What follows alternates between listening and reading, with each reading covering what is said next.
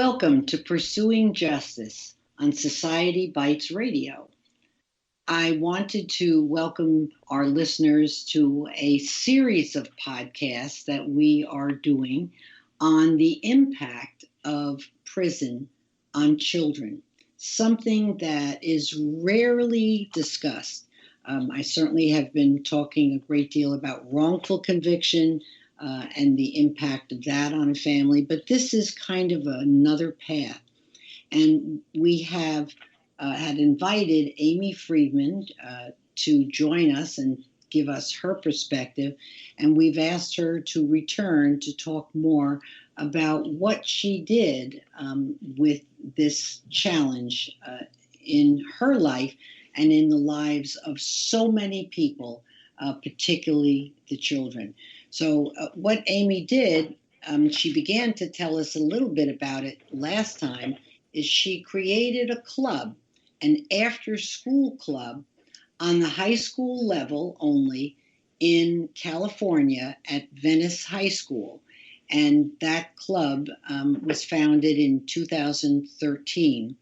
And it has really reached so many children, so many young people, I should say. And she is going to tell us a whole lot more about P.O.P.S, the club. So welcome back, Amy. Thanks very much. Thanks for having me back.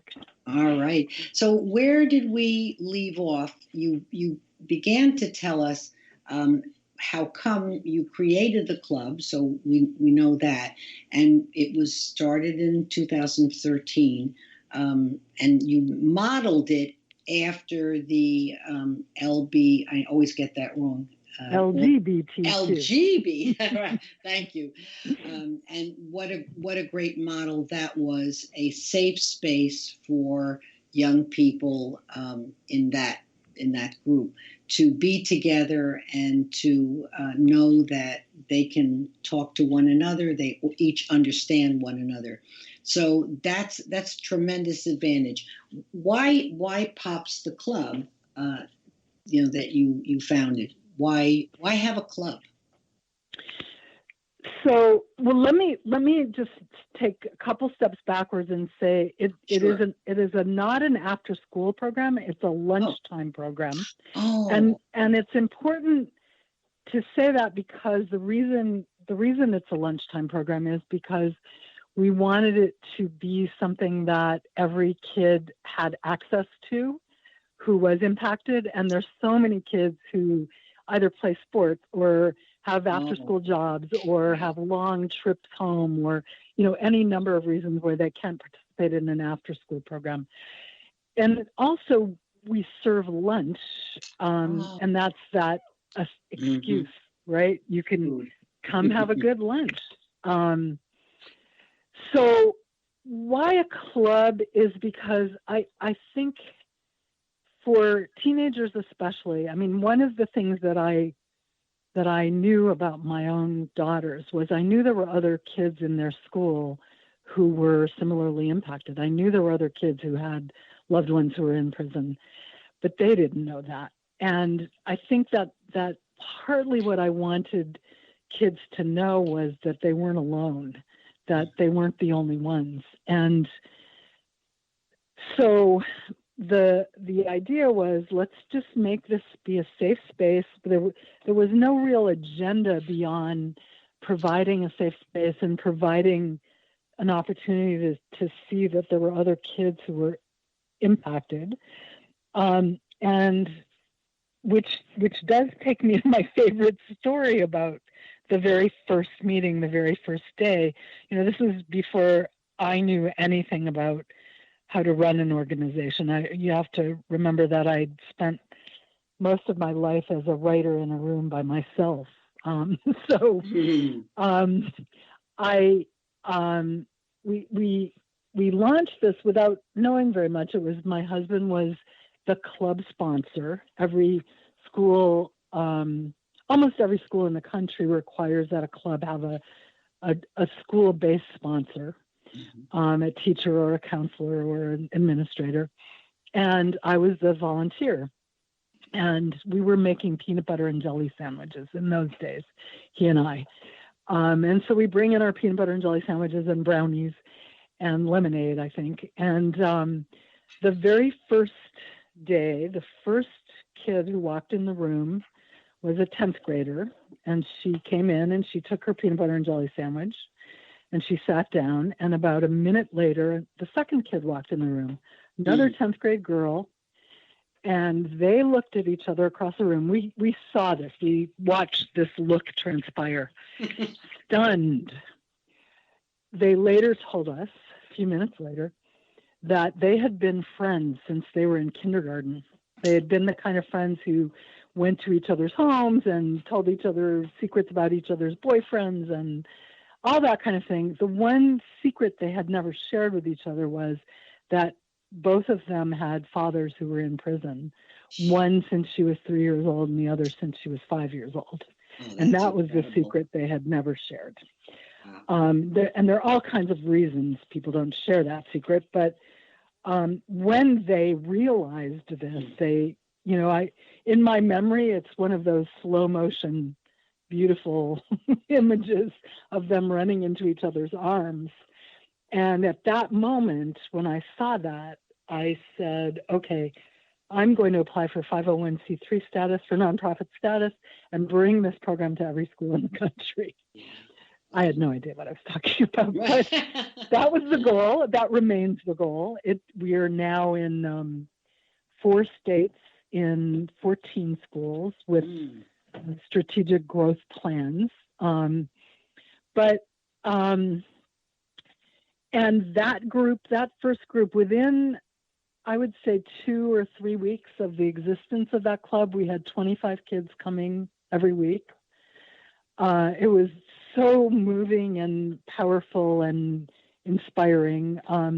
It helped us to evolve what the program has become, which has a bit of a curriculum. It's a pretty loose curriculum, but we do art and we do writing and we have guest speakers and we do mindfulness. So we have a curriculum and we have a training program for volunteers who run the clubs and a training program for the club sponsors. But the kids themselves gave us the name. We asked them, I said, I'm applying for nonprofit status. We need a name. And they came up with P.O.P.S because they wanted pain of the prison system is what P.O.P.S stands for. And they wanted pain inside the story of what the organization is because it grows out of pain. But they wanted it to feel like the meetings themselves felt, which was fun and kind of, P.O.P.S. It's just like happy sounding. So that's how the name was born. Well, I would like to know, when you started the first club, how did word get out as to what it was? Right. So it's a great question, and it continues to be the way we spread the word. So as I said, every club has a club sponsor. So Dennis was the club sponsor, and what he did, the way we got the word out was we chose the date and time that we were going to have our first meeting, and that they meet weekly. So this was going to meet every Wednesday at, I think lunch at that time was 1:00. Mm-hmm. And so he started telling his classes, and he also engaged some of his fellow teachers who were kind of like-minded teachers to help with this. He would say to classes, hey, we're starting a new club at the school. It's for anyone whose life has been impacted by incarceration or detention, and there's food. If that speaks to you, this is when it is and where it is. Okay. So it was very casual. It wasn't like, oh, this is such a hard thing. There was just casual. If this speaks to you at all, here's where you can find us. And basically that's how it starts at every school. Usually they start reasonably small, and because it's high school, how does word spread is word of mouth. Yeah, of course. But I was wondering about the very beginning, how it was sold, and I hear what you're saying. But the word of mouth, it's pretty much sold with food. That's great. Now, the wonderful outgrowth of the club, and I wanted you to tell us exactly where they are, the rest of the Mm-hmm. clubs. But I wanted you Mm-hmm. to talk about the anthology. But where are the clubs right now in this country? So we right now have 8 in Los Angeles with, depending on what happens with COVID-19, there are 3 new clubs supposed to launch in the fall. We'll see if we're in school in the fall. Right. There are 5 in the Atlanta area. We're in partnership in Atlanta with the communities and schools there. And there's 1 in New York City in the Bronx, and there's 1 in just outside of Harrisburg, Pennsylvania. Wow. And with many partnerships developing around the country. So plans to grow, but of course, growth depends upon funding growth and, strategy and so on. So, but there are plans. There's a lot of other cities that we're in conversation with, including Portland, Oregon, and Providence, Rhode Island, Miami, Florida, Buffalo, New York. Is it expensive to launch a club in a high school? Well, it's reasonably inexpensive. By that I mean it costs about $30,000 a year, an academic year for a club, and that includes everything. So I will talk about the publishing piece. Mm-hmm. It includes training, it includes oversight, it includes food, it includes follow-up training, it includes surveying and all kinds of supports. And so per kid, I mean, we this is one of those numbers that changes all the time because the clubs grow all the time, but it's pretty much like $120 a year per kid. Oh, it's not much. Which is nothing, really. Nothing at all. Yeah.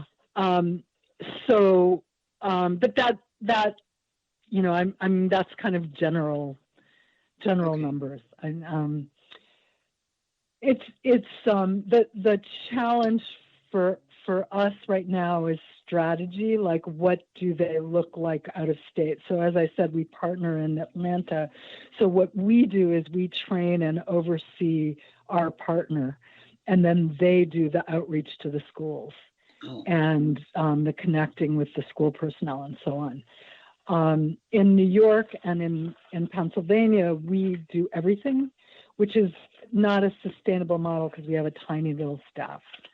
So we're looking for partners in various places so that there are organizations and groups that can help to implement the program. Is it difficult to sell the idea of a club like this? Oh, that's a good question. Not really. We have more requests than we're able to meet right now. I will say that there have been schools that have rejected the program, usually by saying either we don't have those children, which is never true. Of course not. Or by saying we don't want to target that population, which is usually like we don't want to do the work. Yeah.